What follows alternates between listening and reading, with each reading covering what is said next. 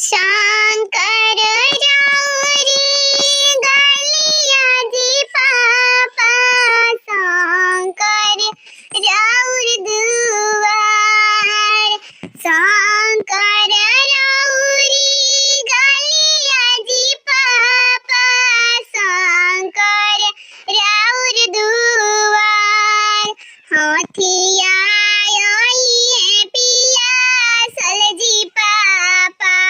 पोखरा दीना खोनवाय हाथिया है पिया सलजी पापा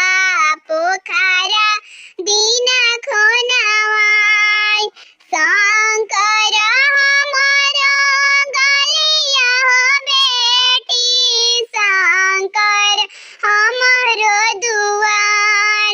शंकर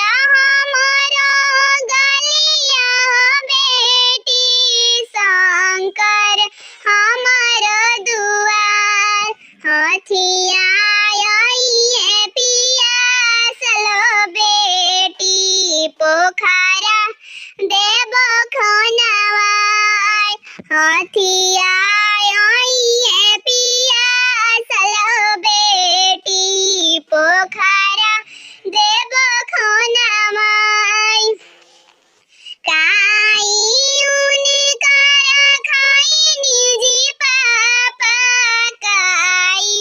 रखनी उधार काई उनका रखनी जी पापा काई रखनी उधार कौने बकरने भला हरनी जी पापा साजन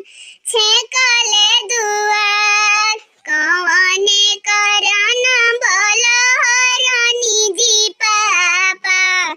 साजना छेकले दुआर पानामा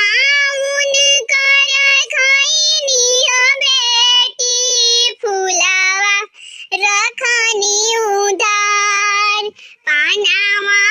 उनकर खैनी हो बेटी फुलावा रखनी उधार तोहरे करन बेटी साजन छेकले दुआर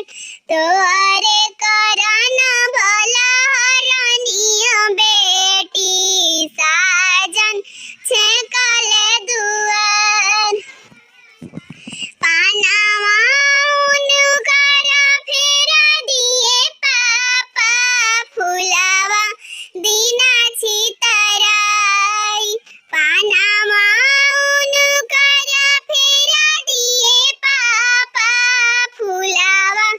दीना छितराई सोने के पिंजरवा बना